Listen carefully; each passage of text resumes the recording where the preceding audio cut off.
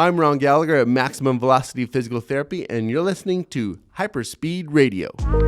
You don't have to live in pain, whether you're running, swimming, playing a team sport, or just everyday fitness. We bridge a gap between medicine and strength and conditioning to help you break through at MVPT.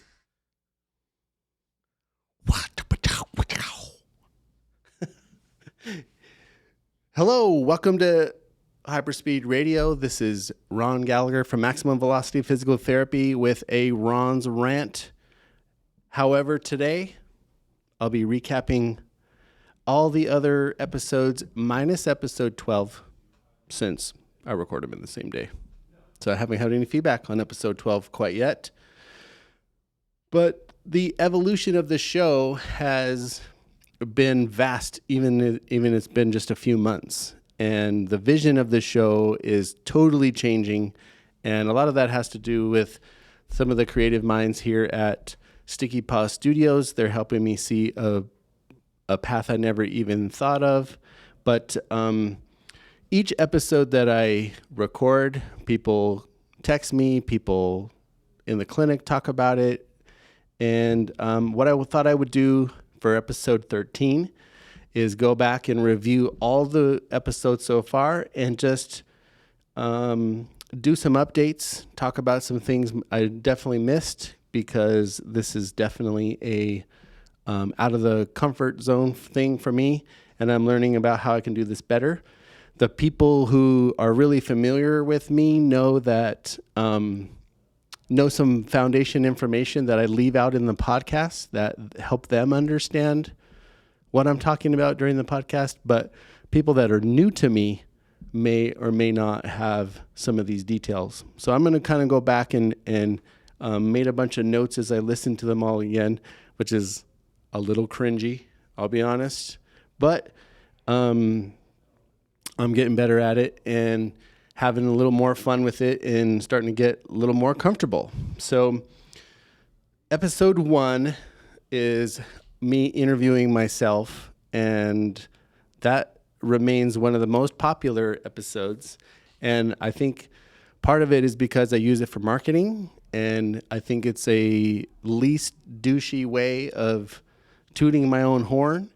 And why is it even important that I have this show, and why I should be talking about some of the things I talk about. So I think that really shows my personality, and I don't really have anything to add on to that. But episode 2 is where this adventure began, and it was with my my buddy AJ Sobrilski, who's in Montana, and he did such a great job. And there were some things that I wanted to talk about that in that episode. Let's remind you, it's about overuse injuries and how him and I are very similar. But some of the hows and whys of what I should have shared was I should have done a little more thorough presentation on a thing called mechanotransduction. Mechanotransduction is not taught to medical students. It is not taught in physical therapy school. And I don't know why, but it is loosely translated or defined as the process in which cells sense and respond to mechanical stimuli by converting them to biochemical signals that elicit a specific cellular response. What does that even mean? That means each one of our connective tissues handles a particular type of force. And when that force comes, it loves it. It helps it grow. It causes a change. For example, bones love tension. If you apply tension to a bone, it grows. It gets more dense. It loves that. It needs that. Tendons like tension. Connective tissue likes friction. Ligaments like tension. And cartilage loves friction. So if a perfect example is a bone spur. A lot of people say, oh, I have a bone spur on my foot or in my shoulder. Well, if you take a tendon that likes tension and you apply pounding to it like a bone, the tension cells change their job to become bone cells. And that's what a spur is.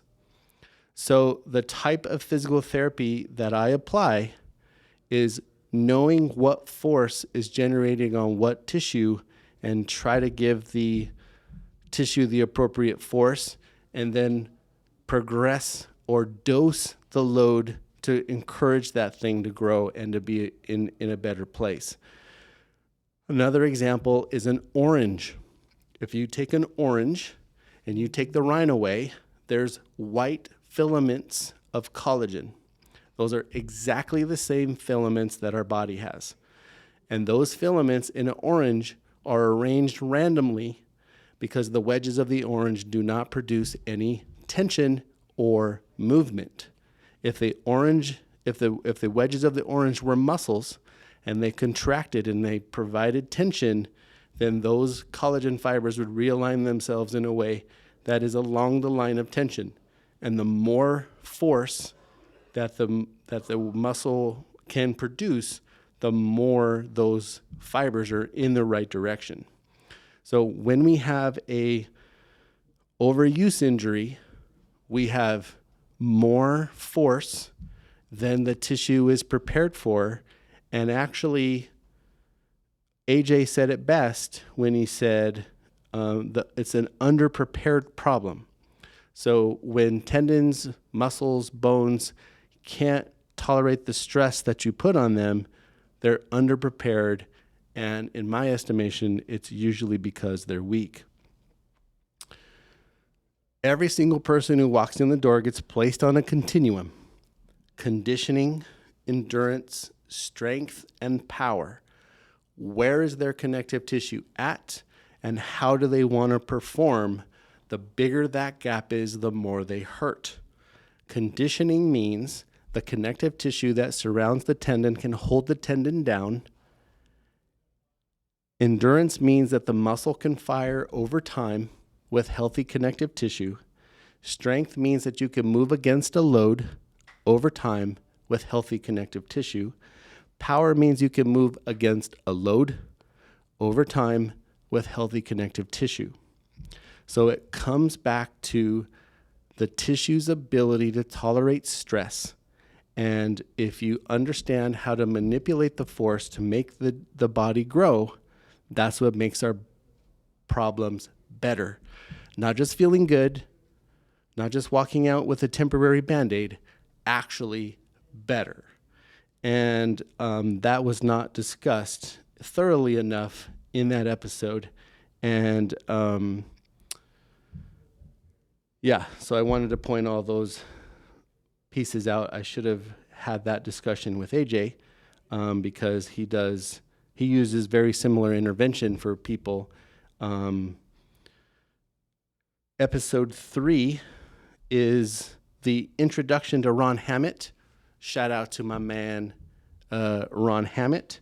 He is a ultra running coach and for Sundog Running and an ultra marathoner himself, and quite the athlete. And I'm happy to say we co-host some shows together, which brings us to episode 4. Episode 4 was the first Ron Squared Running show where we really got into talking about running. And it was basically a discussion on the introduction to ultra. And what his and I idea was, we were going to basically string out a couple of episodes where we take a person who's never done ultra before and talk about how to get them started. What does training look like? What does racing look like? And now we're into some of the more detailed parts of running an ultra, or running for that matter in any distance. But we wanted the episodes to kind of build on each other, and some people weren't necessarily picking that up.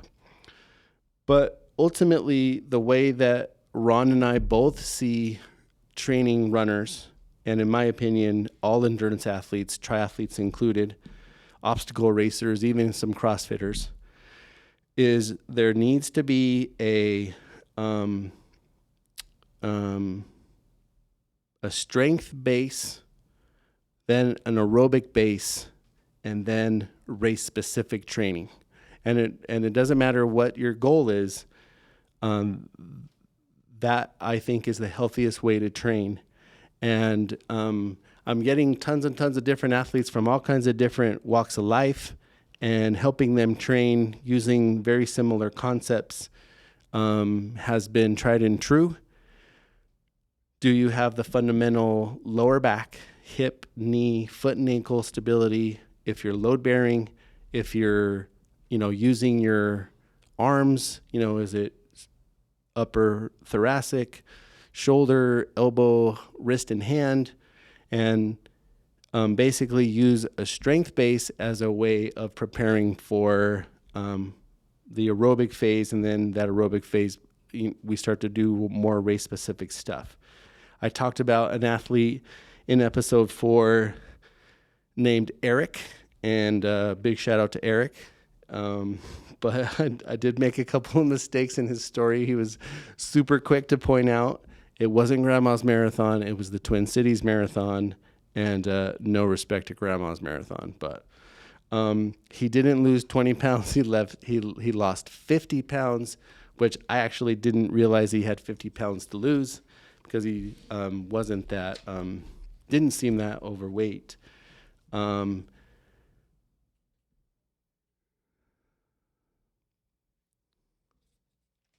Let's see. Yeah.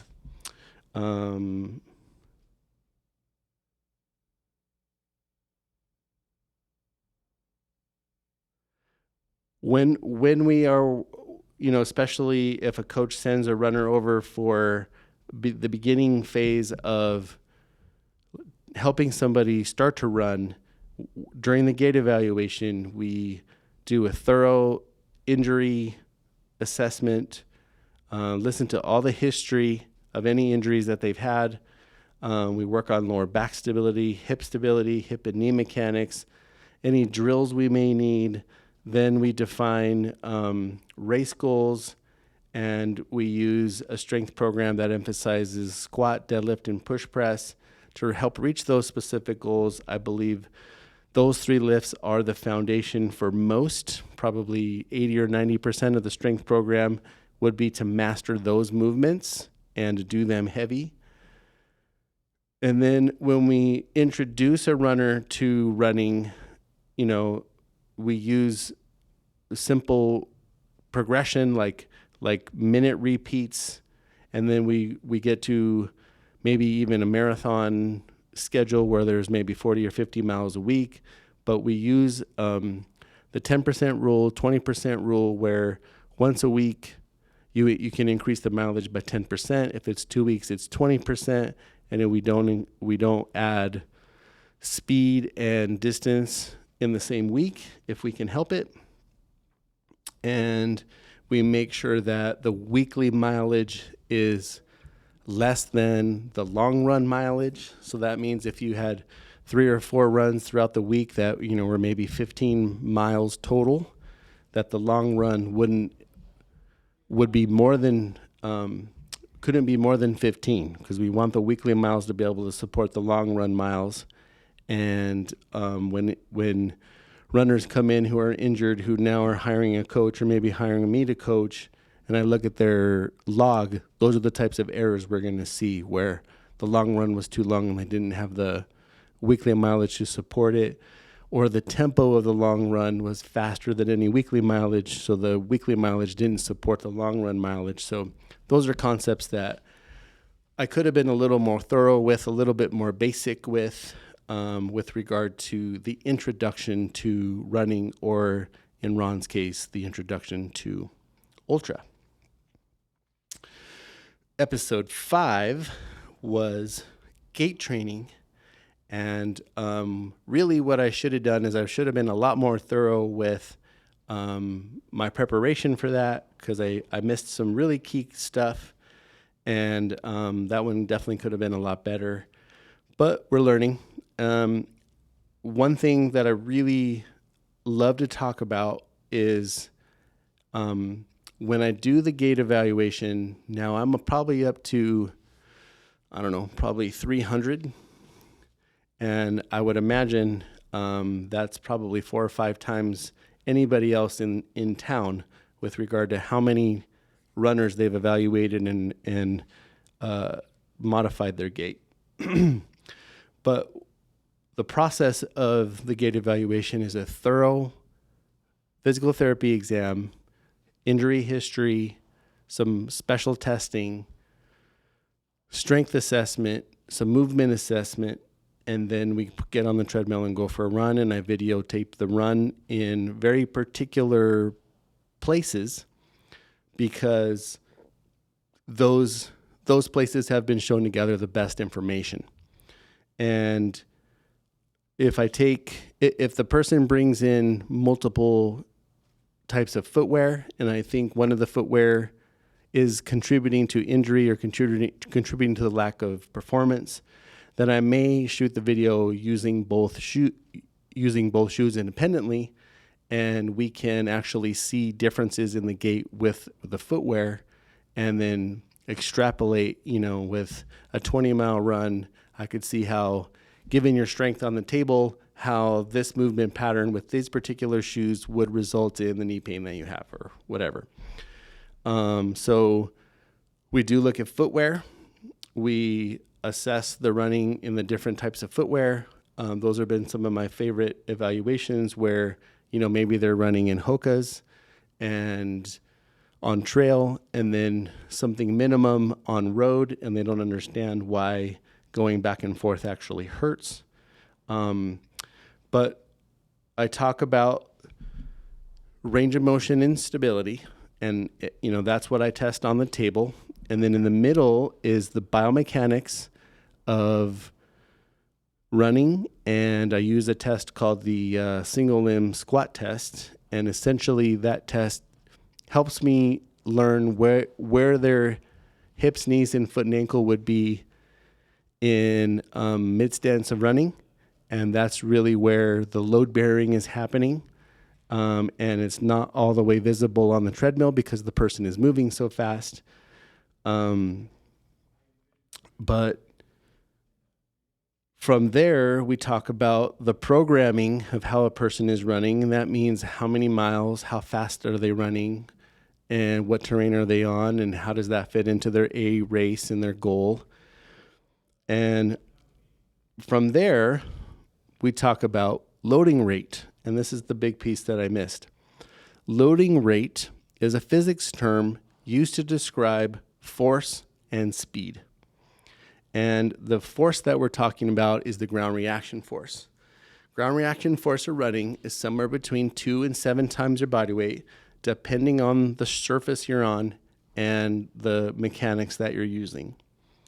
The more efficient you are, the closer you are to 2 times. The less efficient you are, the closer you are to 7, which describes a lot of the people who are injured. The factors that influence loading rate are contact style, limb alignment, and limb stiffness. Limb or contact style is essentially how is the body interacting with the ground. Your footwear influences contact style. Your surface that you're on influences contact style. And what you're using to contact the ground is another way we modify contact style. That means if I put bowling shoes on ice, you're going to use all 3 parts of your foot to contact the ground and increase the surface area of contact and to keep yourself safe as you can. Good luck. If you had soccer cleats on grass with those big, thick studs, you can afford to be all the way up on your forefoot, and that's probably how you're going to run the fastest because of how your body's interacting with the ground. So we address contact style with various forms of video and drawing some lines and basically the testing that we do as a result of the person running on the treadmill. And then limb alignment is the position that your body is in when the foot contacts the ground. And what's interesting is there is a correlation between the single limb squat test and limb alignment problems, but it's never as predictable as we think.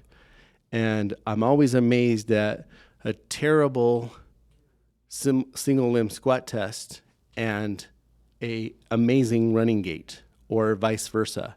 And we try to have these definite correlations, but it doesn't always happen that way because we're human, and humans do things we can't predict. But limb alignment is lower back, hip, knee, foot, and ankle. What position are those joints in when the foot contacts the ground? And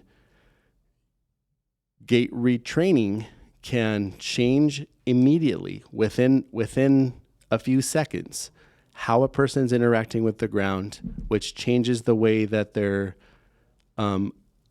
load bearing, and those changes can immediately make pain happen or make pain go away. So gait evaluation sometimes can be a really quick fix on how to make a person feel better. The last thing is a really complex concept called limb stiffness. And limb stiffness has a lot to do with mechanical transduction. It's not like, oh man, my hamstring's tight, I need to give it a stretch.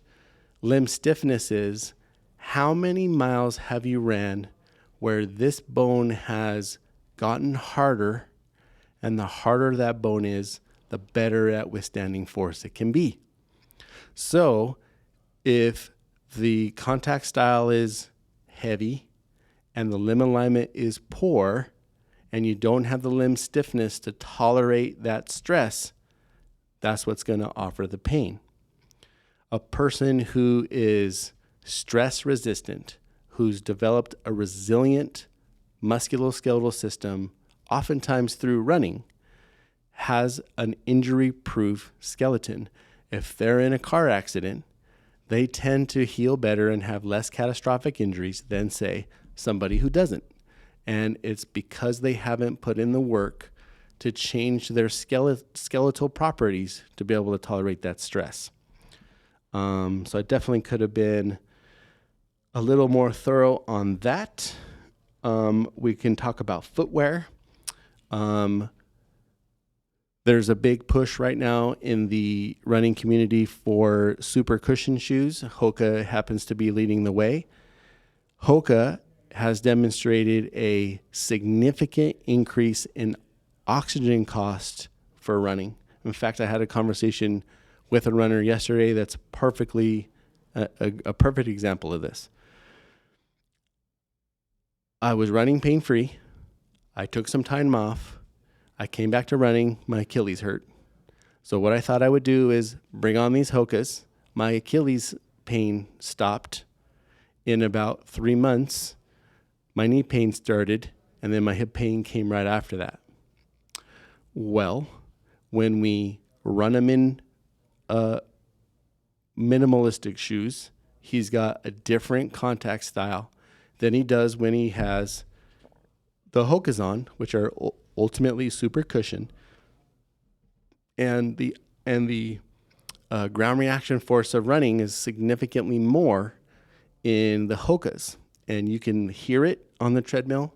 It's just rattling the treadmill. You can see a vertical displacement where his body is traveling up and down significantly more, and the cushion unweights the Achilles, but abnormally loads the knee and the hip.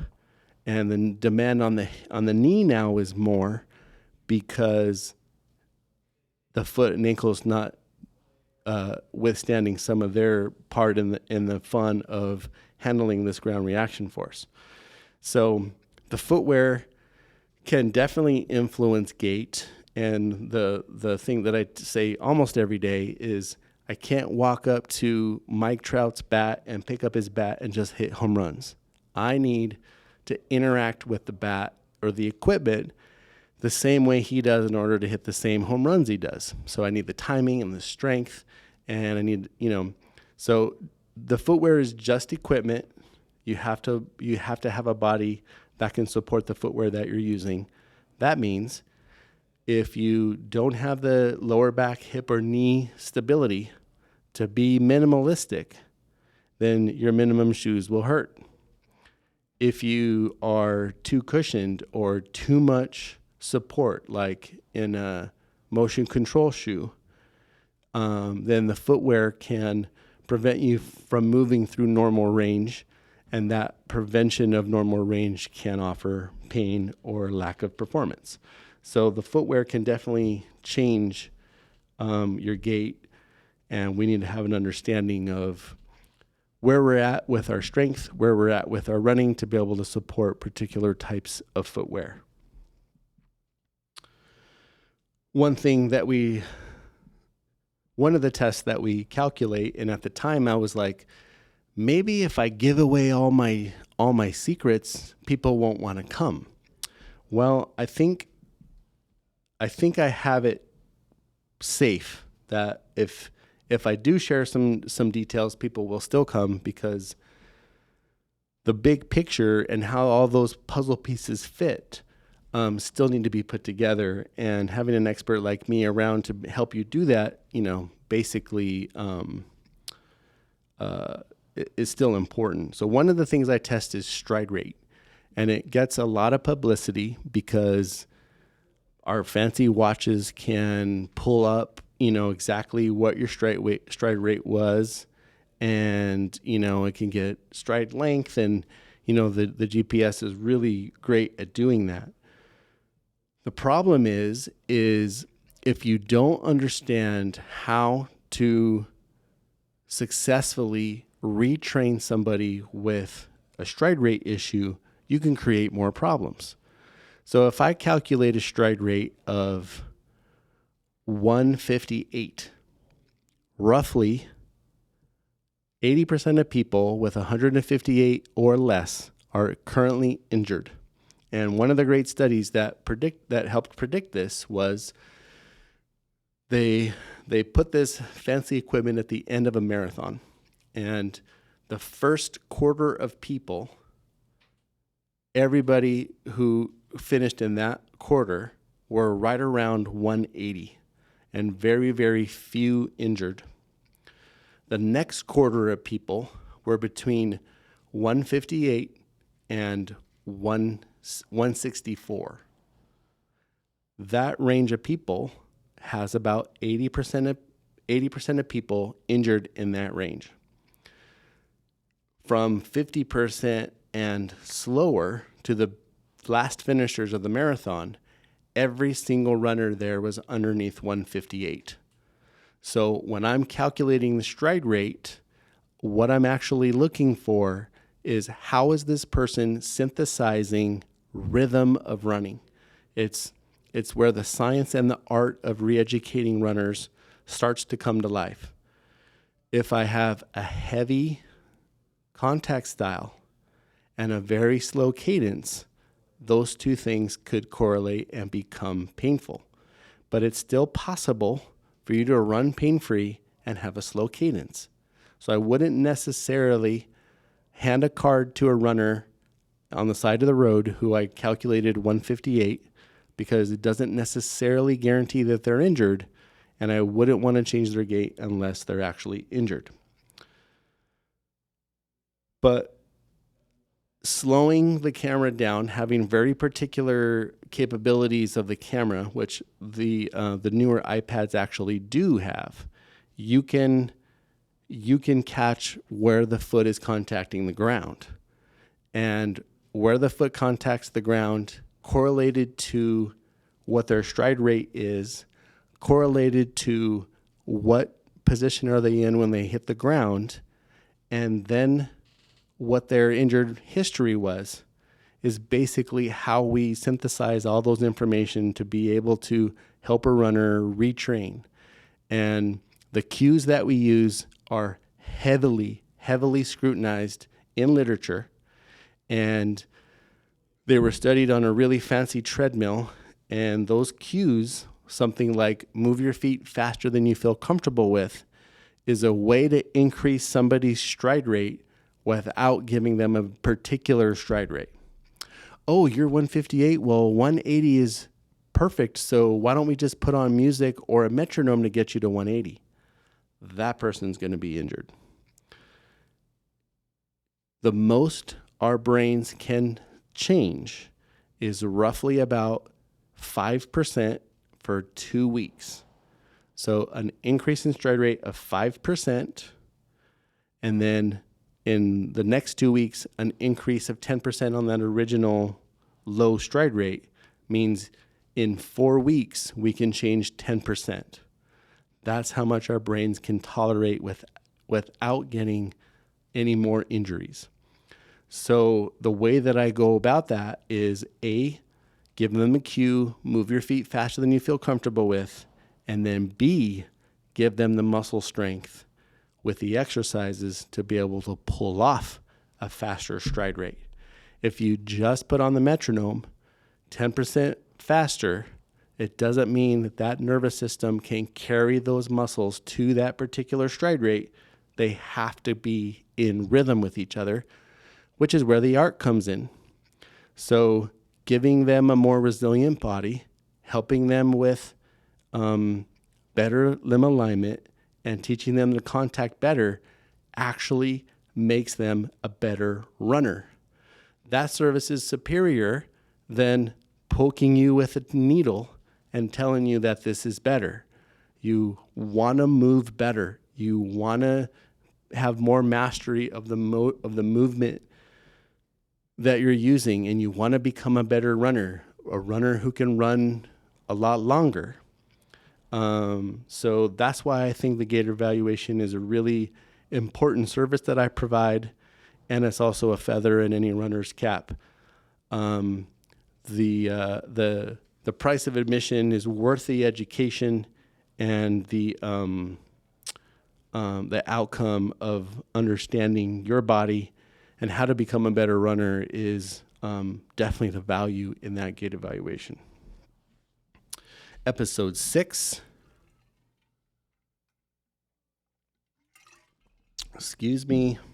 Was the bike fit with my man Ish. And let me tell you, Ish killed it. I didn't have anything I wanted to add from that. I just think the world of that guy, and he has definitely made a name for himself treating cyclists and helping cyclists ride their bikes much better. So if you want Ish's information, let me know. He also comes to the clinic a few times a year, and I host him so that he can do some bike fits on the people that I want him to. So if you want that to happen, just let me know, and I'd be happy to put you in contact, and we can schedule some time, help him pay for a trip out here and get properly fitted. Episode 7 was the Triple P episode with Ron Squared Running. That was pre-running, how to optimize performance using a warm-up. So Ron and I are actually in the middle of putting together a 2-part YouTube series on running drills, and I'm just going to give that away for free. And Ron has been kicking around some of the drills that I showed him, and he's been implementing them himself, giving them to some of the athletes that he coaches, and he's really liking the outcomes, and the people are reporting really good things. So we're definitely gonna put out a few videos, and that'll be super public. I feel like the running drills, maybe I didn't say this, I feel like the running drills are the perfect connection between the conditioning, endurance, strength, and power in the clinic, and how that carries over to how a person runs. So the drills can be a way of sort of connecting those dots. The drills prepare connective tissue for power. The strength base that we have and the stability with the mechanics all comes to life when we do the drills. And if the person's able to connect those dots, they can be a little bit more efficient as a runner because of those drills and how the strength and the drills sort of come together. The stability becomes the priming, and the priming shows up during the strength training, and the strength training shows up during the speed work. So I feel like it's a progression, like a continuum of how all of those things work together and help a person run with less symptoms and much faster. Episode 8 was the stretching episode, and for some reason, man, stretching still is this super hot button topic, and I mean, I'm still surprised. One thing that I think I should have really harped on was strengthening, like especially a heavy squat or a heavy deadlift, is stretching. It's just stretching done underneath a load. And the underneath the load part is what builds the connective tissue as opposed to making it more wobbly. So strengthening in a full squat is quads, hamstrings, calves, hip stabilizers, lower back, shoulders, all moving through normal range and lengthening in a big way. And it just happens to happen underneath a load. So it's not the act of making tissue longer that's the problem.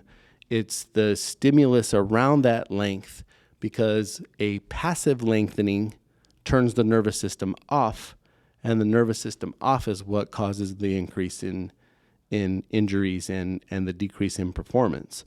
Whereas the strengthening in that phase adds to the connective tissue stiffness. That mechanotransduction part is the connective tissue is more resilient. It's stiffer. And that's why the strengthening is better than the stretching. So episode 9 was Ron Squared Running, where we tackled the topic of pacing. And at the time, we had a couple of athletes who were really struggling with race and like going out too fast and stuff like that. And I was happy with all the things that I said running-wise. One thing that I should have talked about is actually not running related, but it's actually talking about CrossFit, or talking about pacing in terms of CrossFit and in terms of obstacle course racing, which I still see a fair amount of.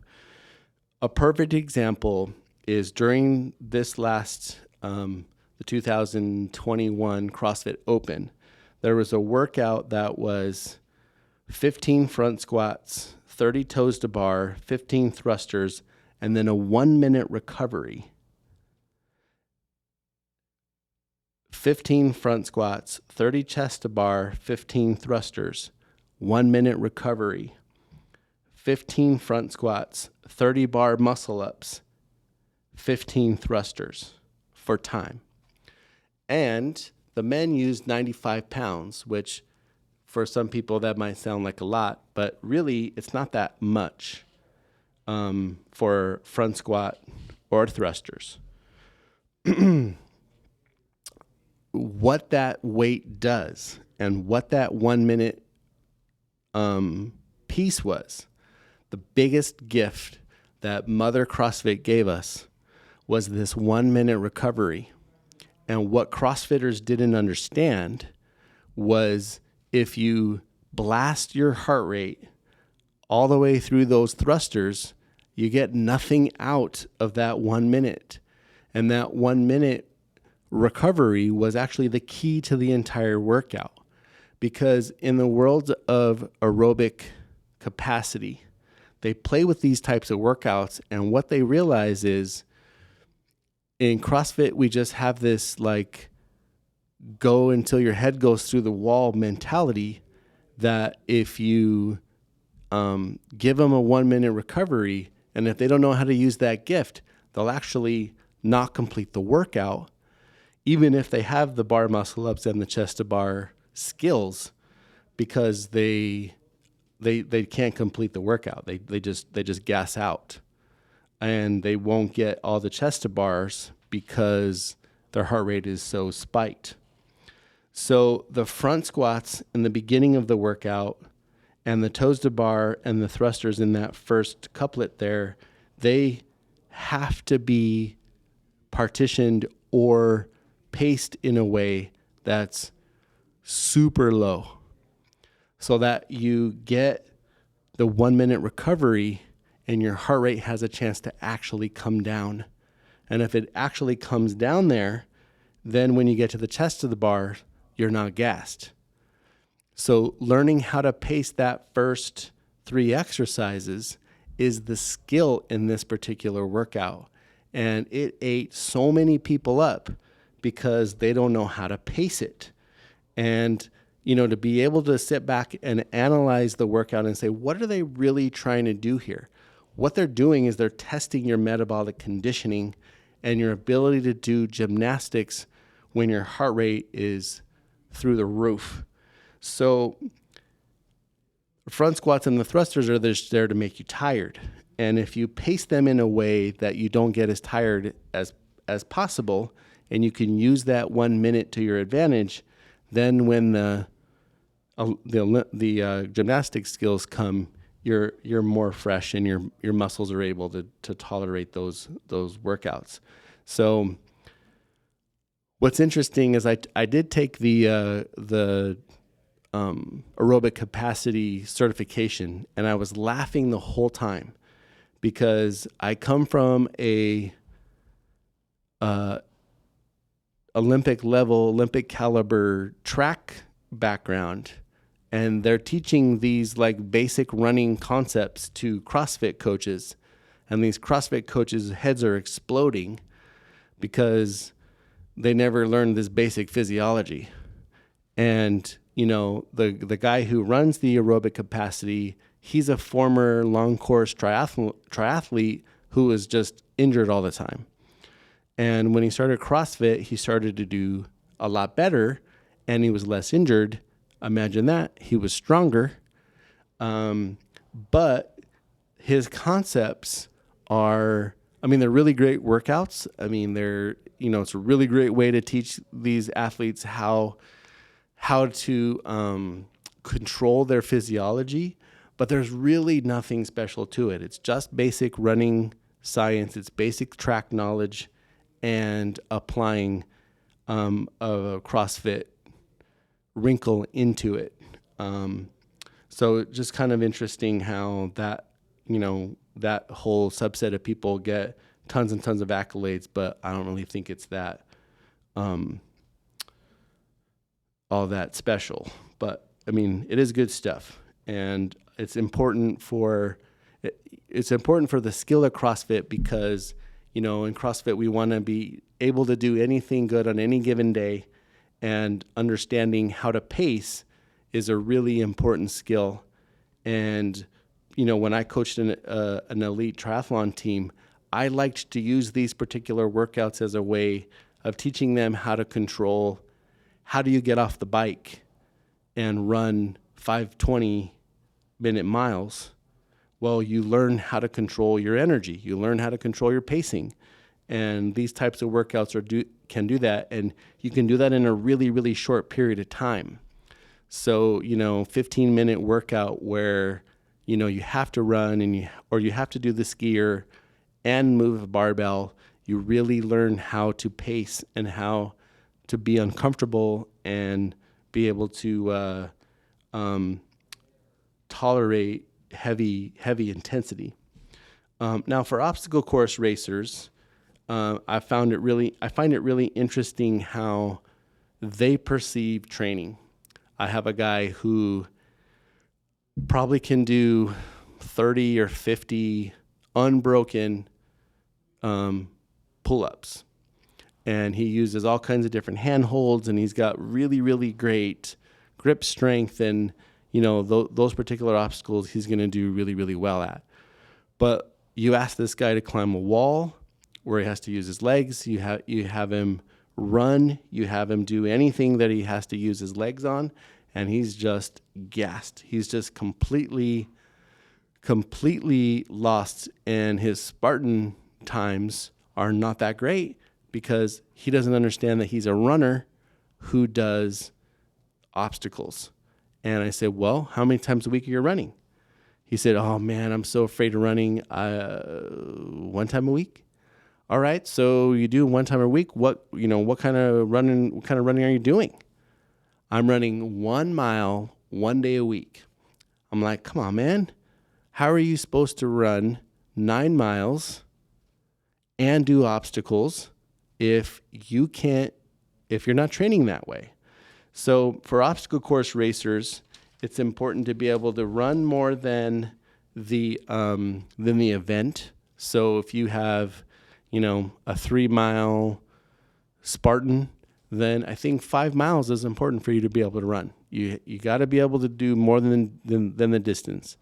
And then some workouts, maybe not all, but some workouts you got to do some push-ups, some burpees, some pull-ups, some, something or other in the middle of all that just to challenge your cardiovascular system, musculoskeletal system to be able to output when you're putting in that type of volume.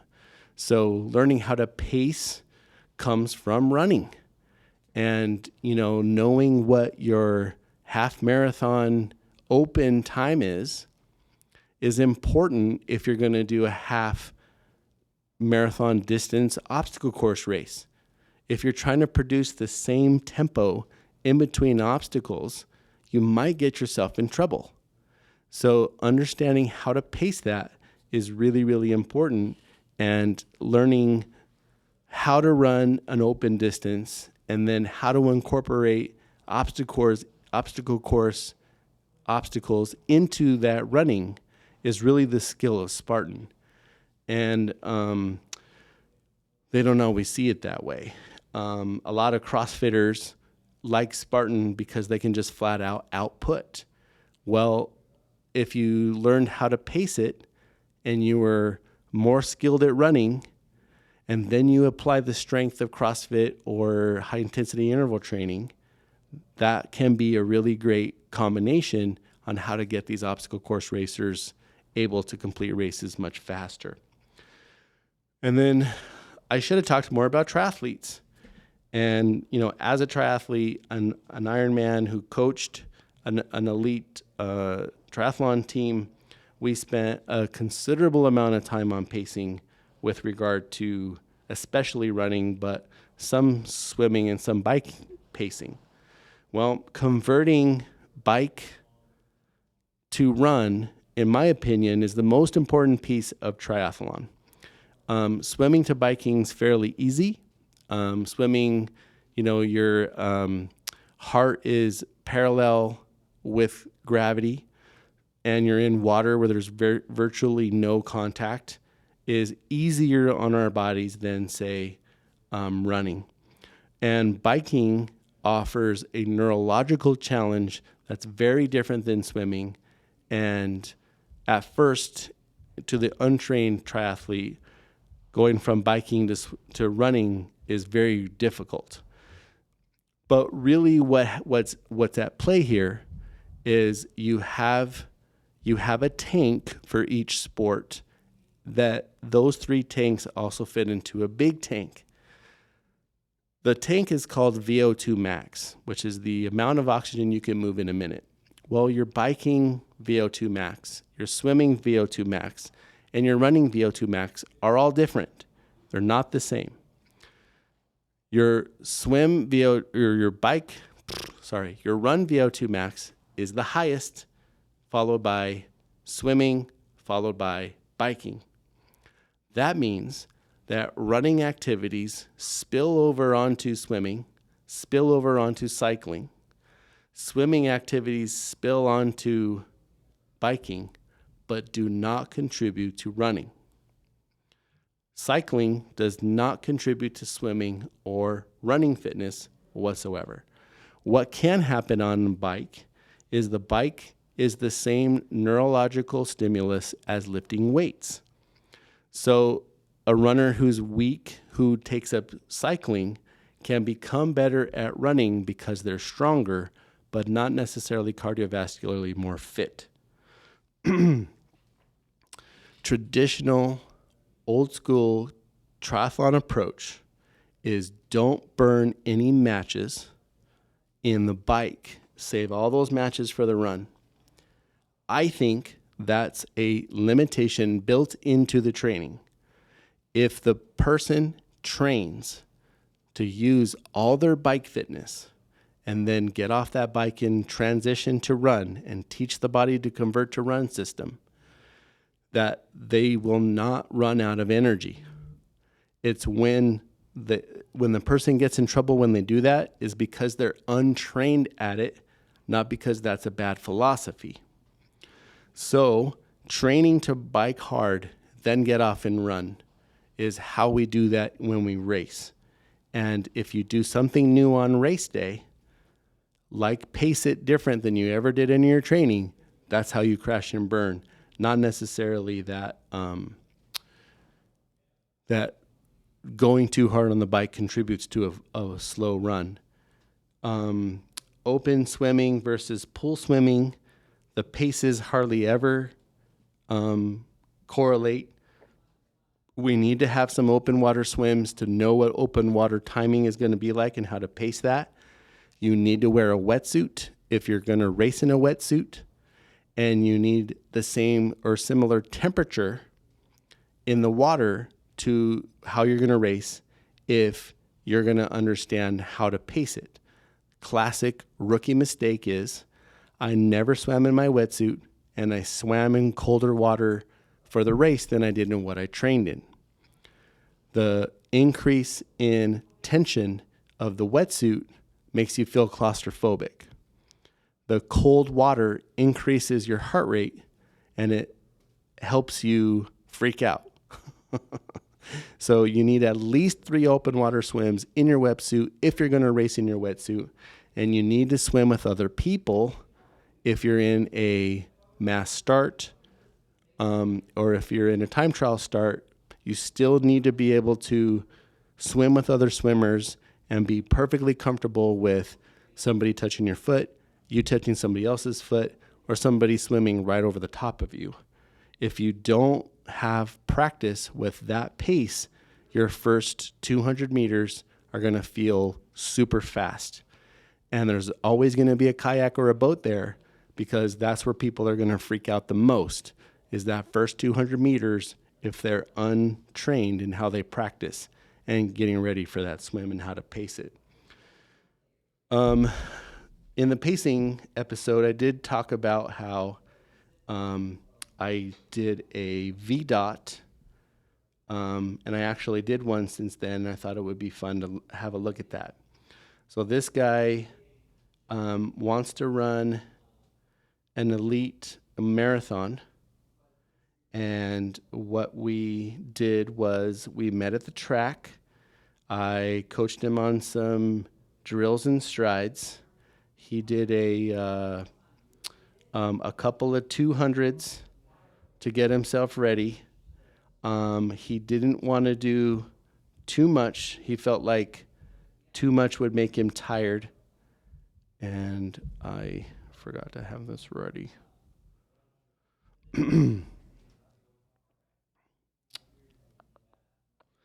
So he ended up running 6:10 pace. And one of the things I really wanted to check for was how he was pacing these 400s. A mile on a track can be a daunting task. And if you learn how to pace each one of those 400s, the chances of you running a good race or a good time trial are much better. So he ended up with, oh man, I can't find it. He ended up with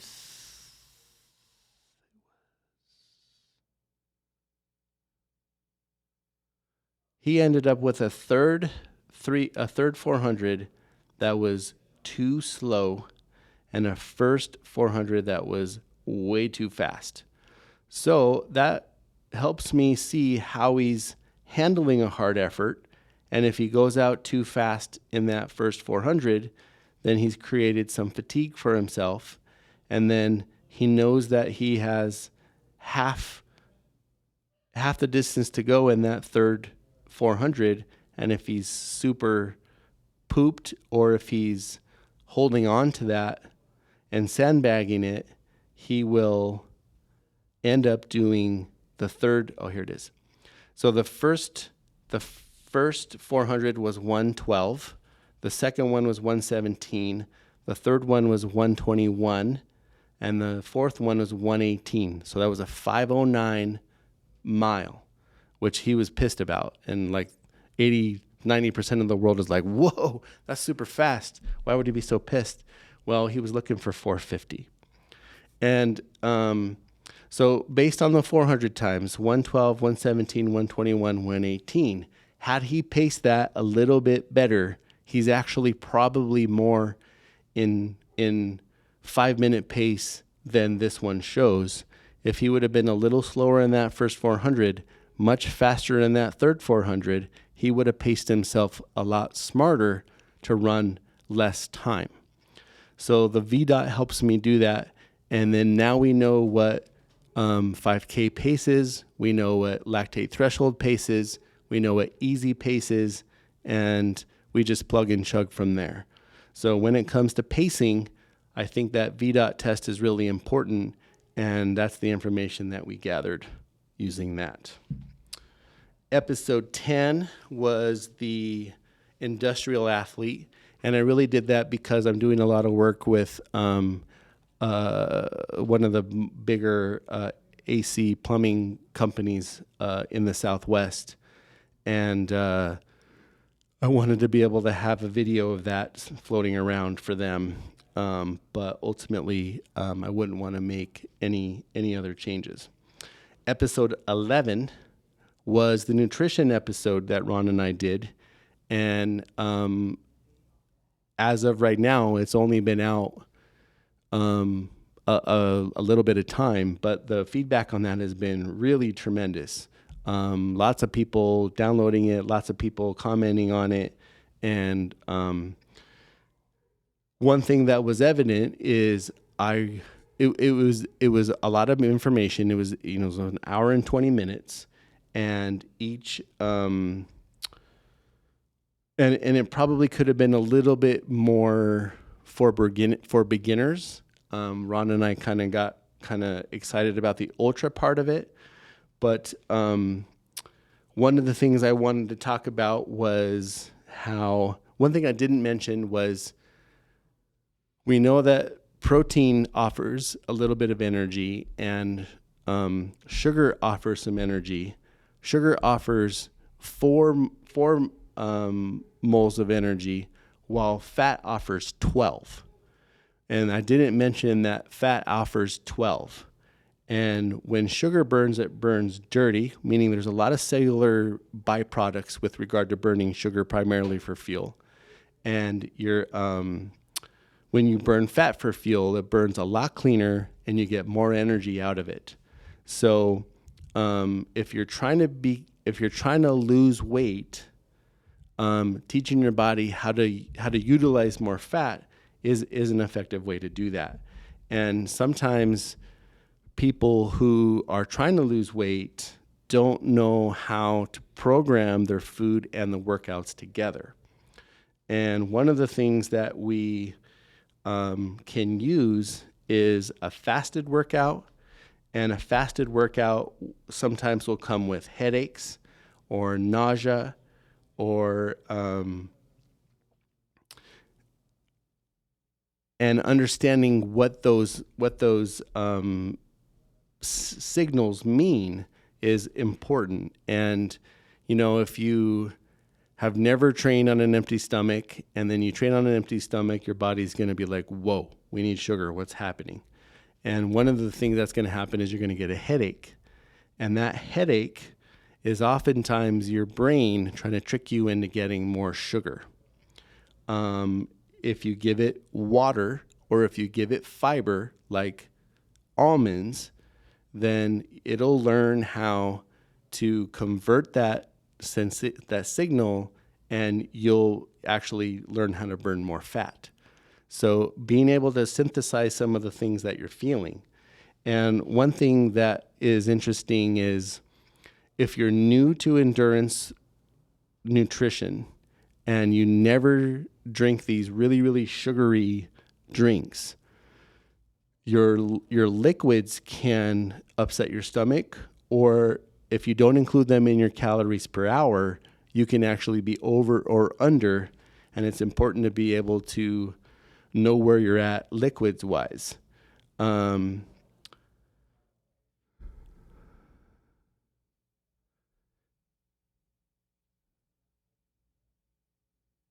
Just looking at my notes here.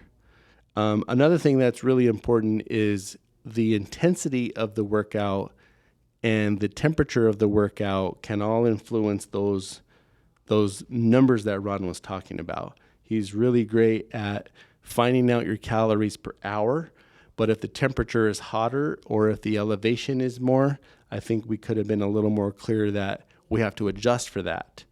And if you don't adjust for that, you can be under your calories, even though these are the calories that you worked on.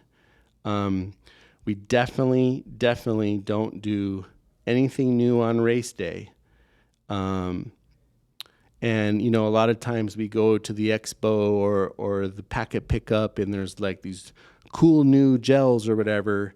You only want to stick to what you've been using for your long runs and what you've been practicing with. And, your pre-run nutrition should always be the same. Don't let that expo change that.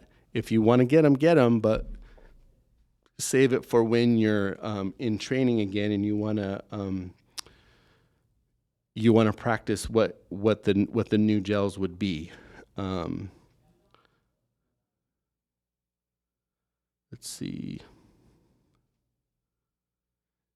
If you're going out of town for a race and you're used to a particular meal, you want to take that meal with you, and you want to make sure that your hotel or your friend's house or whatever, you have the same equipment available to you that you use at home, so that you can keep your pre-race nutrition exactly the same oatmeal prepared exactly the same way or whatever. You want to have that plan. And the same thing for dinner. If you normally have, a small piece of meat with, 2 servings of vegetables at, Joe Schmo chain restaurant, and you go to this rural place that doesn't have that restaurant, you're not going to get the same exact meat or the same exact vegetables or the same type of vegetables. So you want to be able to control for that. We didn't really talk about what goes in drop bags, but practicing your drop bag stuff is also important too. So if you have a really long bike and a really long run, or in Ron's case, 25-mile run, you want to know what you should have in those later stages with the number of hours, and your drop bag will really do that. Will really help you practice what you do on race day. So because this nutrition post was relatively new, there's probably going to be more feedback, and it's kind of a hot button topic for everybody. Everybody has an opinion, and a lot of things work for some people and don't work for others. And there's always a good physiological explanation for that.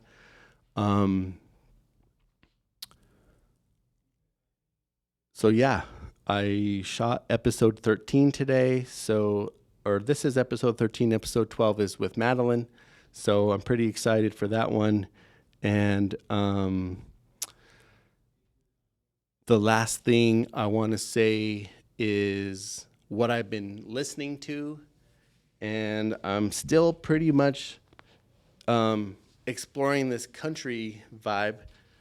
But since I talked to Madeline, apparently classic music, or what do we call it? Classical music. Classical music. Yeah. Apparently classical music needs to go. I didn't see that coming in any way. But I could see how the emotion of that would be something you could work out to, which I didn't even think of that. I work out to classical all the time. Is that right? Oh yeah. What mode of exercise? Normally it's weirdly enough, it's only when I'm doing chest day that I'm listening to classical music. Interesting. Yeah. So you have your headphones on, and people assume it's like Yeah. but really it's awesome. Yeah, that's a new approach. I probably should explore that. Awesome. Well, I have to say that I'm having a blast with this show, and it's really getting some really good traction, and people seem to be really liking it. And if you have any topics you think that Ron and I should kick around, or even Madeline we can kick around, or if you want a Ron's rant on a particular topic, I would be more than happy to entertain that. So yeah, this is episode 13, kind of a catch up on everything and add in some new stuff. Make sure we're learning how to be information at the bottom and give good information at the top, and try to make this a little more well-rounded show. So that's all for today, episode 13. Peace.